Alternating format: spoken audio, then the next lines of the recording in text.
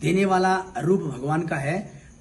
यही पंच जगत गुरु, मल्लिकार्जुन वही उसी में आता है ना वो। पंच जगत मल्लिकार्जुन, काशी विश्वनाथ, उज्जैन महाकाल, उज्जैन केदारनाथ, अरे सोमेश्वर लिंग है, 5 जगत गुरु है। శ్రీ ఆది జగద్గురు రేణుకాచార్యుల వారు ఈ లింగం నుంచే ఉద్భవించి ఈ లింగంలోనే ఐక్యమైనట్టు పురాణాలైతే చెబుతున్నాయి.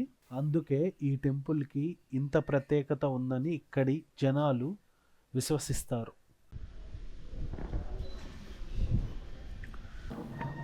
9వ శతాబ్దపు నాటి ఎంతో పురాతనమైన ఈ టెంపుల్ ప్రస్తుతం శిథిలావస్థలో ఉన్నట్టు కనిపిస్తుంది.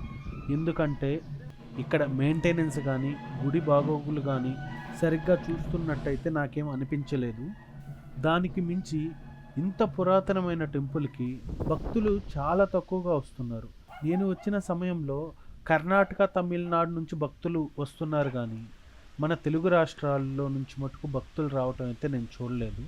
కాబట్టి ఈ వీడియో చూసేవాళ్ళు ఎవరైనా మీకు వీలు ఉన్న టైంలో ఖచ్చితంగా ఈ టెంపుల్ని అయితే విజిట్ చేయండి. చాలా మంచి టెంపుల్, చాలా పురాతనమైన టెంపుల్, ఎంతో మహిమగల టెంపుల్, చాలా ఓల్డ్ టెంపుల్ రా. చాలా వరకు 4000 సంవత్సరాలు. బా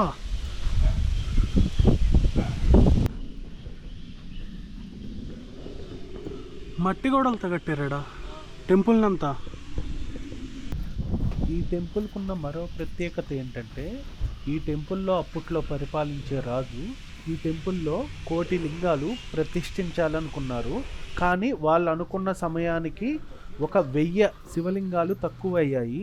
ఆ టైంలో శిల్పకారులు ఒకే లింగం మీద 1000 లింగాలను చెక్కి 1,000,000 లింగాలను పూర్తి చేశారు. చూస్తున్నారుగా మీరు, ఈ లింగం మీదే 1000 లింగాలు చెక్కారు.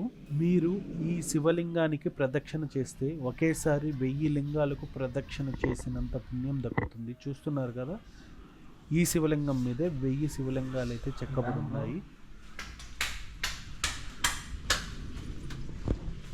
ఇక్కడికి వచ్చిన వాళ్ళు ఖచ్చితంగా ఈ శివలింగాన్ని అయితే దర్శించుకోండి. 9వ శతాబ్దంలో ఈ టెంపుల్ నిర్మించిన విధానం కూడా చాలా అద్భుతంగా అయితే ఉంటుంది. చూస్తున్నారుగా ఎంత పురాతనమైన టెంపులో. ఇక్కడ చూడండి, గుడి వెనక వినాయకుడి విగ్రహం అయితే ఉంది. ఈ టెంపుల్ వెనక చిన్న కోనేరు కనిపిస్తుంది, చూస్తున్నారా? ఇక్కడ చూడండి ఎన్ని శివలింగాలు ఉన్నాయో. ప్రస్తుతం అయితే ఈ కోనేరు అయితే వాడకంలో అయితే లేదు.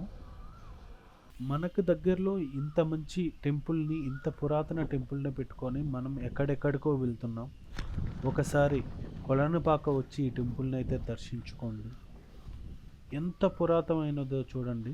ఈ టెంపుల్కి ఉన్న ఇంకో ప్రత్యేకత ఏంటంటే ఈ టెంపుల్గానే కాకుండా ఒక మ్యూజియంలో అయితే ఎండోన్మెంట్ బోర్డు వాళ్ళు అయితే ఇక్కడ నిర్వహిస్తున్నారు. ఇక్కడ 1994లో ఎండోన్మెంట్ వాళ్ళు ఈ టెంపుల్ని ఒక మ్యూజియంలో అయితే చేశారు. ఇక్కడ చూస్తున్నారు కదా, 11వ శతాబ్దపు నాటి నటరాజస్వామి విగ్రహం, 13వ శతాబ్దపు నాటి వీరశిల అమ్మవారి విగ్రహం చూడండి ఎంత అద్భుతంగా ఉందో. ఈ టెంపుల్లో 10వ శతాబ్దం, 11వ శతాబ్దం, 12, 13 శతాబ్దాలకు సంబంధించి విగ్రహాలన్నీ ఒక మ్యూజియంలో అయితే ఏర్పాటు చేశారు. 10వ శతాబ్దం నాటి మహిషాసుర మర్దిని అమ్మవారి విగ్రహం చూడండి ఎంత బాగుందో. ఇక్కడ చూడండి వెంకటేశ్వర స్వామి విగ్రహం ఎంత అందంగా ఉందో, అద్భుతంగా ఉంది. ఇక్కడ చూడండి ఆ శ్రీరామచంద్రుడి విగ్రహం ఎంత అద్భుతంగా ఉందో, బాలరాముని రూపంలో అద్భుతంగా ఉంది. ఈ ఆలయంలో వేలాది విగ్రహాలు అయితే మ్యూజియంలో అయితే ఇక్కడ భద్రపరుస్తున్నారు. ఇక్కడ చూడండి శిలాశాసనాలు ఎన్నున్నాయో. ఇక్కడున్న శిలాశాసనాలన్నీ 10వ 11వ శతాబ్దానికి చెందినవిగా ఇక్కడ రాసి ఉన్నాయి. నేను ఈ వీడియో తీయడానికి గల ముఖ్య కారణం ఇలాంటి టెంపుళ్ళు జనాలకి తెలియాలి, అందరూ వచ్చి ఇలాంటి మంచి మంచి టెంపుల్లను దర్శించుకోవాలనేది నా కోరిక. ఈ వీడియో నచ్చినట్లయితే లైక్, షేర్ అండ్ సబ్స్క్రైబ్ చేసుకోండి. మంచి మంచి వీడియోలు ఇంకా వస్తాయి.